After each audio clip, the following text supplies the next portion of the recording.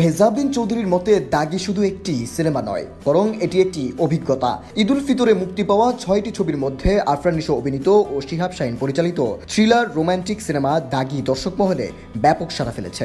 সম্প্রতি সিনেমাটি প্রেক্ষাগৃহে দেখে নিজের অভিজ্ঞতা সামাজিক যোগাযোগ মাধ্যমে শেয়ার করেন মেহজাবিন। তিনি লিখেন, এই সিনেমা গল্প বলার শক্তিকে নতুনভাবে চিনিয়ে দেয়। আরফান নিশোর অভিনয় প্রসঙ্গে বলেন, তিনি শুধু অভিনয় করেন না, চরিত্র হয়ে ওঠেন।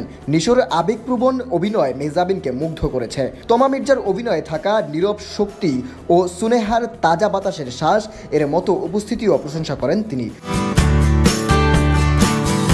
পরিচালক শিহাব শাহীনকে প্রশংসা করে বলেন, দাগির গতি, আবেগ ও গল্প বলার ধরনে তার দক্ষতার ছাপ স্পষ্ট। সব মিলিয়ে মেহজাবিনের ভাষায়, আপনাকে নাড়া দিতে চাইলে হলে গিয়ে দেখুন দাগি সিনেমাটি।